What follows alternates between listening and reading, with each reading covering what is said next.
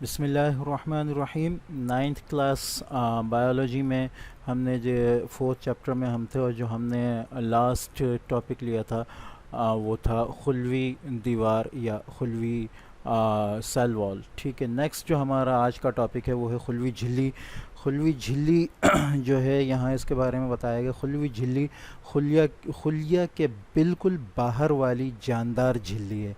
यानी अगर हम जानदार चीज़ों को देखें किसी भी खुलिये के अंदर, तो जिस सबसे आखिरी जो जानदार चीज़ होती है किसी भी खुलिये में और बाउंड्री होती है वो खुलवी झिल्ली होती है। ठीक है। नबाताती पौधों में जो आखिरी जो कहना चाहिए बाउंड्री होती है, आखिरी झिल्ली होती है, वो या आखिरी दीवार होती है, आखिरी लेयर होती है, वो खुलवी दीवार होती है, लेकिन वो बेजान होती है। ठीक है। दूसरी बात यहाँ जो बताई वो ये कि खुलवी झिल्ली को जो है वो प्लाज्मा मेम्ब्रेन भी कहा जाता है, प्लाज्मा झिल्ली भी कहा जाता है। ये खुलिये के अंदर पाई जाने वाली जगहों को तबीई तौर पर खुलिये के अंदर वाली जगहों से अलहदा रखती है। ठीक है, यानी इसका जो काम है वो ये है कि अंदर की जो चीज़ें हैं वो किसी भी खुलिये के अंदर उनको बाहर की चीज़ों से जो है वो मुमताज़ रखती है। ये साइटोप्लाज्म के गिर्द घेरा बनाकर उसकी हिफाजत करती है। ठीक है, हिफाजत भी इसका काम है। खुलवी झिल्ली ख़ास किस्म के लिपिड से बने होते हैं। यहाँ से इसकी कंपोजिशन, इसकी साख्त की बात हो रही है। तो यहाँ अगर हम देखें कि खुलवी झिल्ली की क्या क्या खसूसियात हैं, उनमें पहली खसूसियत तो ये है कि ये सबसे आखिरी बाउंड्री होती है जो जानदार होती है। अगरचे इसके बाद कुछ खुलियों में एक और बाउंड्री भी होती है जिसको खुलवी दीवार कहते हैं, लेकिन वो बेजान होती है। दूसरी बात यह है कि खुलवी झिल्ली जो होती है वो किसी हद तक नफूज़ पज़ीर को जो है नफूज़ पज़ीरी को रखती है, यानी सेलेक्टिवली परमिएबल होती है। इससे मुराद ये है कि कुछ चीज़ें इससे गुज़र के अंदर बाहर हो सकती हैं और कुछ चीज़ें नहीं हो सकती। लिविंग इन नेचर होती है, ये दूसरी खसूसियत है खुलवी दीवार से। खुलवी दीवार जो है वो मुकम्मल तौर पर परमिएबल और नफूज़ पज़ीर होती है, इसलिए कि वो हर चीज़ को अपने से गुज़रने दे देती है, तकरीबन हर चीज़ उससे गुज़र जाती है। जबकि खुलवी झिल्ली जो है वो हर चीज़ को अपने हर कहना चाहिए मॉलिक्यूल को अपने अंदर से गुज़रने नहीं देती। दूसरी जो फ़र्क है खुलवी दीवार और खुलवी झिल्ली में वो ये कि खुलवी दीवार जो है वो बेजान होती है, जबकि खुलवी झिल्ली जो है वो ज़िंदा झिल्ली होती है, ज़िंदा कहना चाहिए कि खुलिये का हिस्सा होती है। इसके काम के बारे में अगर हम, जैसा कि यहाँ बताया है कि वो अंदर जो खुलिये के अंदर जो चीज़ें होती हैं उनको बाहर की चीज़ों से जो है वो अलहदा रखती है, और दूसरे ये कि वो खुलिये के अंदर मौजूद चीज़ों की हिफाजत भी करती है। ठीक है, यहाँ से इन्होंने साख्त बताना शुरू की है कि खुलवी झिल्ली जो है वो ख़ास किस्म के लिपिड्स से बनी होती है जो फॉस्फोलिपिड्स कहलाते हैं। फॉस्फोलिपिड्स ये ख़ास किस्म के लिपिड्स होते हैं। यहाँ इनकी जो है ये फॉस्फोलिपिड्स की दोहरी तय होती है सेल मेम्ब्रेन में या खुलवी झिल्ली में। फॉस्फोलिपिड्स को अगर हम देखें तो इसका एक सिरा होता है जो गोल होता है, इसके साथ एक और मॉलिक्यूल होता है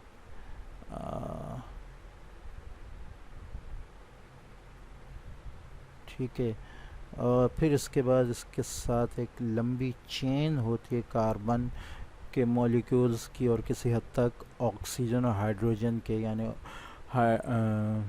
OH मॉलिक्यूल की एक चेन होती है, OH और कार्बन के मॉलिक्यूल्स की। यहाँ पर भी कार्बन और OH के मॉलिक्यूल्स की एक जो है मॉलिक्यूल होता है, लेकिन ये अलग टाइप का होता है, ये अलग तरीके का होता है। ठीक है, ये जो है ये फॉस्फेट होता है, ये जो सिरा होता है ये इसका फॉस्फेट होता है, इसीलिए इसको फॉस्फोलिपिड्स कहते हैं। यहाँ जो है ख़ास जो मॉलिक्यूल है उसका वो ग्लाइकोल होता है।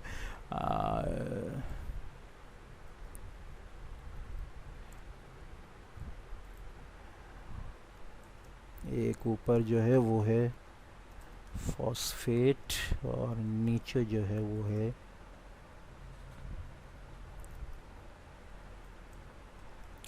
ठीक है, तो ये नीचे का जो हिस्सा है और जो सबसे आखिरी जो लंबा हिस्सा है ये होता है फैटी एसिड्स का। ठीक है,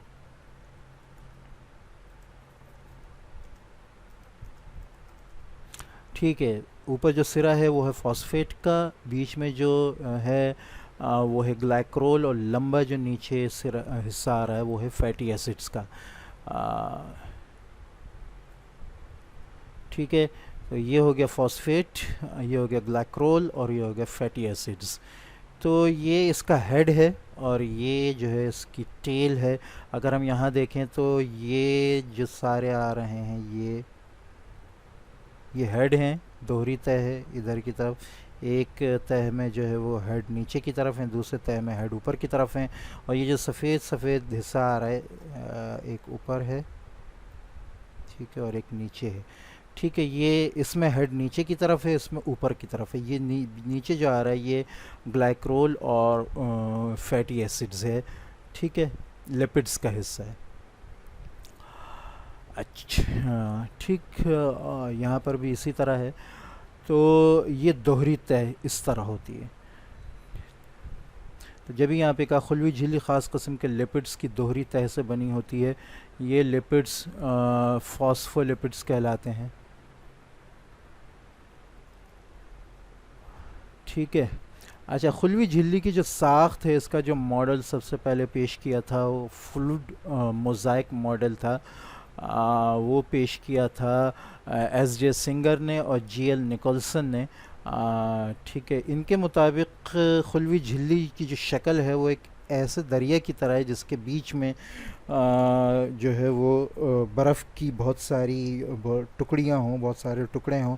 तो ये दरिया जो है ये फॉस्फोलिपिड्स का है, और इसके बीच में जो है वो बहुत सारे प्रोटीन के मॉलिक्यूल्स जो है बर्फ़ के की शक्ल, यानी बर्फ़ की तरह, जैसे बर्फ़ घूम रहा हो किसी समंदर में, उस तरह प्रोटीन के मॉलिक्यूल जो घूम रहे होते हैं। इस मॉडल के मुताबिक फॉस्फोलिपिड्स एक तवानाई वाले महलूल की तरह है। ठीक है, जिसमें ग्लाइकोप्रोटीन यानी प्रोटीन के साथ कार्बोहाइड्रेट्स वगैरह जो है ग्लूकोज वगैरह इसके साथ ज़्यादाना तैरते हैं। ठीक है, ये मॉडल बताते, इस मॉडल के मुताबिक खुलवी झिल्ली की साख महलूल की तरह है, यानी सॉलिड नहीं है बल्कि एक माए की तरह है, सख्त माए की तरह, जिसमें मुख्तलिफ़ किस्म के प्रोटीन और कार्बोहाइड्रेट की अज्जा जो हैं आज़ादाना तैरते हैं। माहौल से खुलिये से इसके माहौल में अशिया का तबादला इसी खुलवी झिल्ली के ज़रिए होता है। ठीक है, खुलवी झिल्ली जैसा कि पहले बताया इंतखाबी नफूज़ पजीरी सेलेक्टिवली परमिएबल मेम्ब्रेन होती है, जिससे चंद चीज़ें इन्होंने बताई। कुछ आयन्स हैं जैसे हाइड्रोजन और सोडियम है। ठीक है, कुछ मॉलिक्यूल्स हैं छोटे जिनमें ऑक्सीजन और कार्बन डाइऑक्साइड हैं। कुछ बड़े मॉलिक्यूल्स हैं जैसे ग्लूकोज, अमीनो एसिड्स है। ठीक है, उसके अलावा अच्छा, ये चीज़ें जो हैं ये इस खुलवी झिल्ली से जो है पास हो सकती हैं, अंदर बाहर आ जा सकती हैं। अच्छा, यहाँ दो डायग्राम दी गई हैं, अगर हम इन दोनों को भी देख लें। पहले हम छोटी डायग्राम को देख लेते हैं। छोटी डायग्राम में जैसे कि मैंने बताया ये फॉस्फोलिपिड की दो दोहरी तह है, जिसमें एक के सिरे ऊपर की तरफ हैं, दूसरे के नीचे की तरफ हैं। ये हिस्सा जो है ये फैटी एसिड्स का है, और ये हिस्सा जो है ये हेड का है, फॉस्फेट का। ठीक है, दोहरी तह है। तो दोहरी तह ये इसलिए है कि ये वाला हिस्सा जो है जो फैटी एसिड्स का है, ये पानी से डरने वाली दुम है, ये टेल है, दुम है, और ये पानी से जो है अलग रहती है, यानी पानी की तरफ इसका रुख नहीं होता। जबकि ये हिस्सा जो हेड का हिस्सा है, जो फॉस्फेट का है, वो जो है वो पानी की तरफ जो है जाने वाला हिस्सा होता है। ठीक है, तो ये खुलिये का अंदरूनी हिस्सा है, ये बैरूनी हिस्सा है। ये बैरूनी और अंदरूनी हिस्से हैं, ये दोनों जो हैं यहाँ पर पानी मौजूद होता है। तो इस पानी की वजह से जो है ये जो फैटी एसिड्स का हिस्सा है वो दूसरी तरफ होता है, और ये जो हेड और फॉस्फेट का जो हिस्सा है वो पानी की तरफ होता है। इस डायग्राम से अगर हम देखें जो कि फ्लूइड मोज़ाइक मॉडल को बहुत अच्छी तरह जो है बता रही है। इसमें ये पूरा एक समंदर है जो कि फॉस्फोलिपिड्स का समंदर है। इसमें मुख्तलिफ़ मॉलिक्यूल हैं, बहुत ज़्यादा जो है वो प्रोटीन के मॉलिक्यूल्स हैं। ठीक है, तो प्रोटीन के मॉलिक्यूल्स भी दो तीन किस्म के, कुछ मॉलिक्यूल ऐसे हैं जो पूरी दोनों लेयर्स से गुज़र रहे हैं, ठीक है। कुछ मॉलिक्यूल्स ऐसे हैं जो लेयर्स के कुछ हिस्से से गुज़र रहे हैं और कुछ से नहीं गुज़र रहे। एक हमें जो है मॉलिक्यूल ग्लाइकोप्रोटीन का भी नज़र आ रहा है, जिसमें ग्लाइको से मुराद इसमें कार्बोहाइड्रेट भी और प्रोटीन भी है। दूसरा जो है लिपिड्स और कार्बोहाइड्रेट्स का, ये ग्लाइकोप्रोटीन नहीं है बल्कि ग्लाइकोलिपिड है। तो लिपिड्स और कार्बोहाइड्रेट्स से मिलकर जो है ये बना है, ठीक है। ये जो है ये डायरेक्ट अपना फॉस्फोलिपिड से जुड़ा हुआ है, जबकि ये जो है ये यहाँ प्रोटीन के साथ जुड़ा हुआ है। प्रोटीन की जो लेयर है उसके साथ जुड़ा हुआ है, ठीक है। और इसके अलावा कुछ कोलेस्ट्रॉल के भी मॉलिक्यूल यहाँ हमें नज़र आ रहे हैं। ये हम देख सकते हैं कोलेस्ट्रॉल भी एक किस्म का लिपिड ही होता है, लेकिन ये थोड़ा सख्त लिपिड होता है, ठीक है ना। तो ये भी है, ये जो कोलेस्ट्रॉल है ये खुलवी झिल्ली को और खुलिये को जो है मजबूती फ़राहम करता है, ठीक है। तो यहाँ अगर हम देखें तो ये इस तरह बहुत से अहम अफ़ाल अंजाम देती है सेल मेम्ब्रेन या खुलवी झिल्ली, जैसे ऑस्मोसिस, ठीक है, नफूज़ पजीरी, ठीक है, ग़ज़ाई अज्ज़ा की खुलिये में तरसील, ठीक है, रसाव, सिक्रीशन, हज़म शुदा खुराक का जिस्म में इंजज़ाब, ठीक है। तो अगर हम देखें तो बहुत सारी चीज़ें हैं जो खुलिये से अंदर बाहर मुख्तलिफ़ ज़रूरत के मुताबिक जो है आती जाती रहती हैं, जिनमें अगर हम कहें कि ऑक्सीजन है, ऑक्सीजन भी अंदर आती है, वो भी बहुत ज़रूरी है उसका आना। वो क्यों आती है? जो ग्लूकोस आप अपने अंदर लेकर जाते हैं, खाना खाते हैं, वो ग्लूकोस जो है वो निज़ाम हाज़मा से टूट फूट कर बड़े कार्बोहाइड्रेट से छोटे ग्लूकोस में कन्वर्ट होता है, फिर खून के ज़रिए वो खुलिये के अंदर आता है, खुलियों के अंदर आता है।